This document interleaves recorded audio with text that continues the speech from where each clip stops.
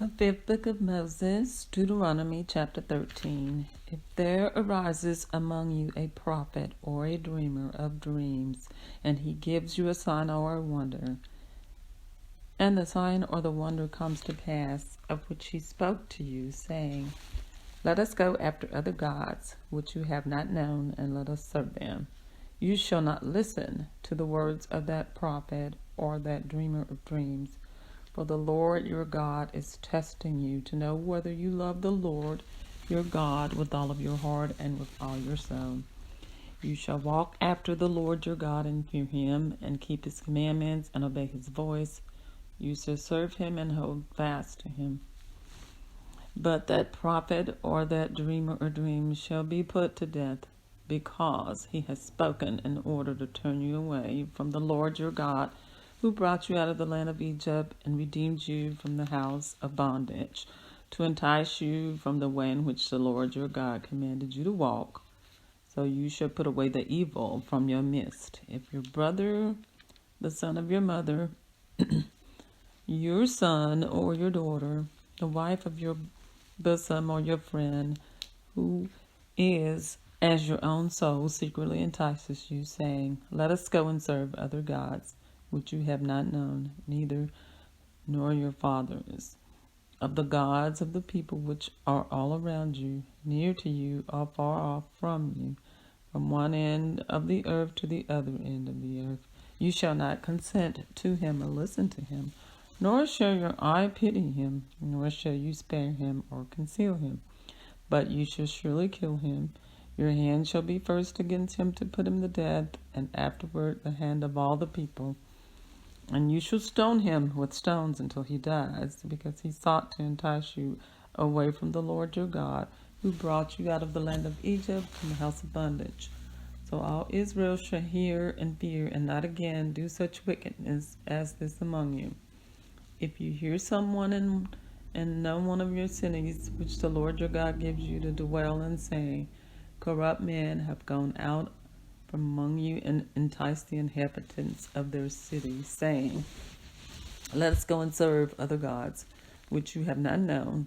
Then you shall inquire, search out, and ask diligently. And if it is indeed true and certain that such an abomination was committed among you, you shall surely strike the inhabitants of that city with the edge of the sword, utterly destroying it, all that is in it, and its livestock with the edge of the sword.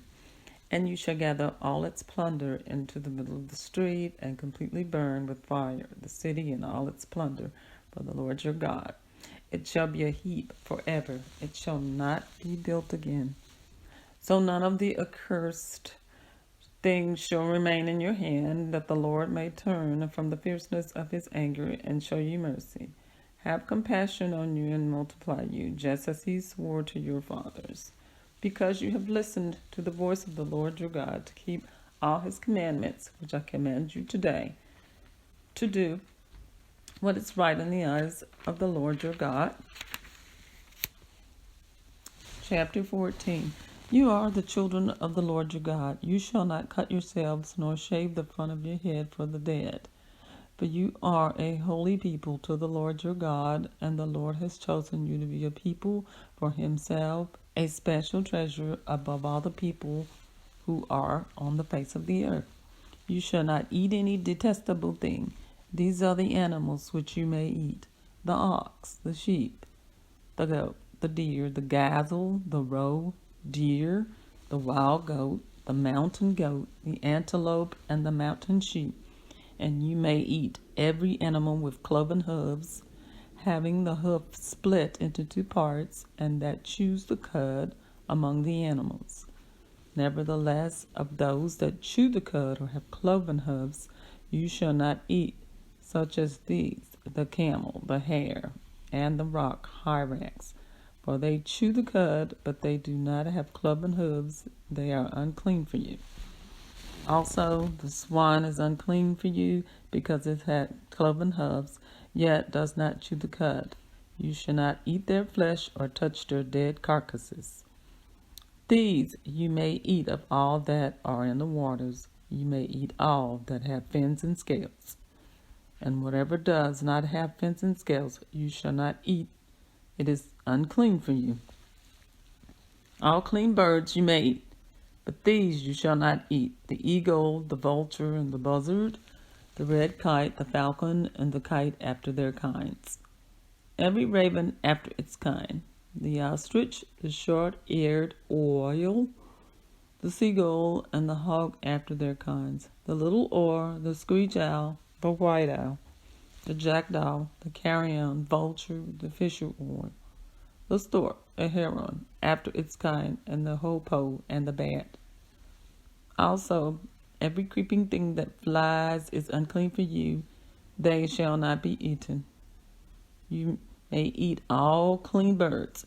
You shall not eat anything that dies of itself. You may give it to the alien who is within your gates, that he may eat it, or you may sell it to the foreigner.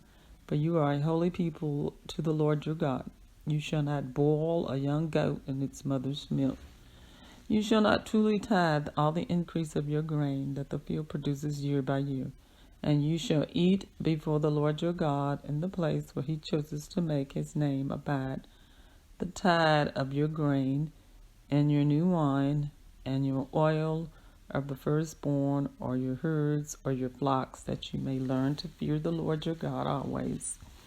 But if the journey is too long for you, so that you are not able to carry the tithe, or if the place where the Lord your God chooses to put his name is too far from you, when the Lord your God has blessed you, then you shall exchange it for money. Take the money in your hand and go to the place which the Lord your God chooses, and you shall spend that money or whatever your heart desires, for oxen or sheep, for wine or similar drink, for whatever your heart desires you shall eat there before the Lord your God, and you shall rejoice, you and your household.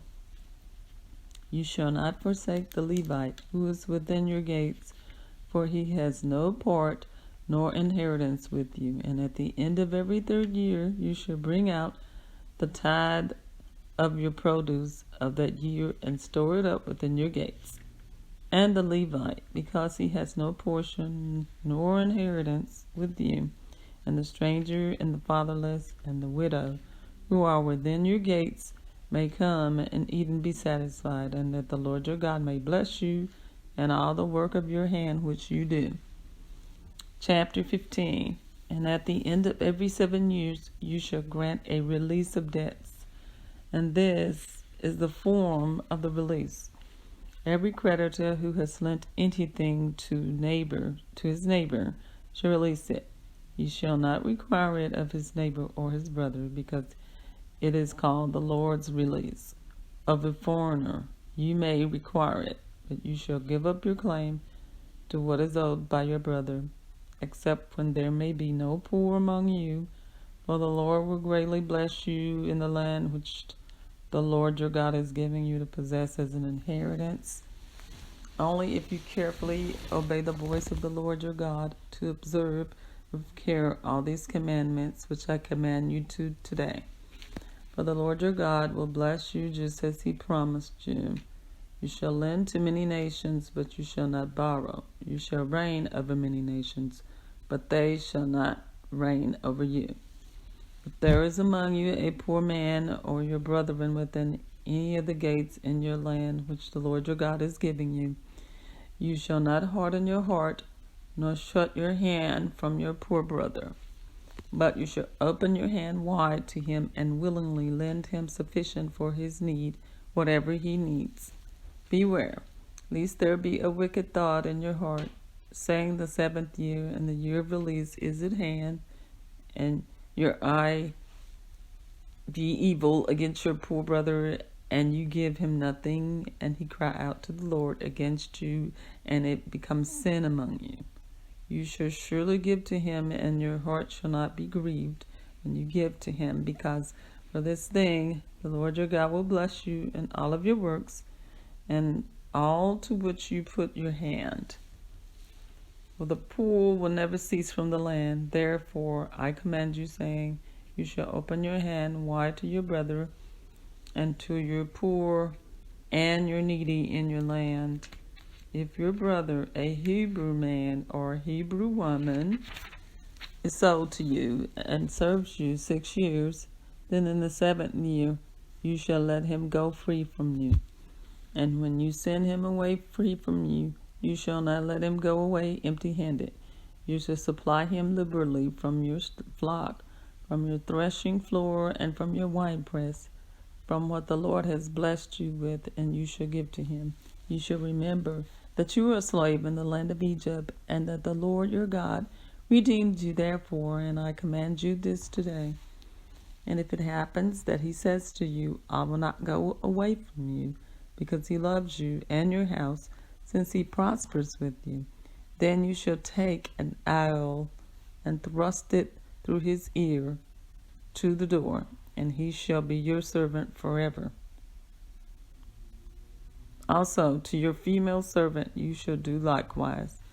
It shall not seem hard to you, for when you send him away free from you, for he has been worth a double-hired servant in serving you 6 years, and then the Lord your God will bless you in all that you do. All the firstborn males that come from your herd and your flock you shall sanctify to the Lord your God. You shall do no work with the firstborn of your herd, nor shear the firstborn of your flock. You and your household shall eat it before the Lord your God, year by year, and in the place which the Lord chooses. But if there is a defect in it, it is a lame or blind, or has any serious defect, you shall not sanctify it to the Lord your God. You may eat it within your gates. The unclean and the clean person alike may eat it, as if it were a gazelle or a deer. Only you shall not eat its blood. You shall pour it on the ground like water. I have read for you from the 5th book of Moses, Deuteronomy, chapters 13 through 15.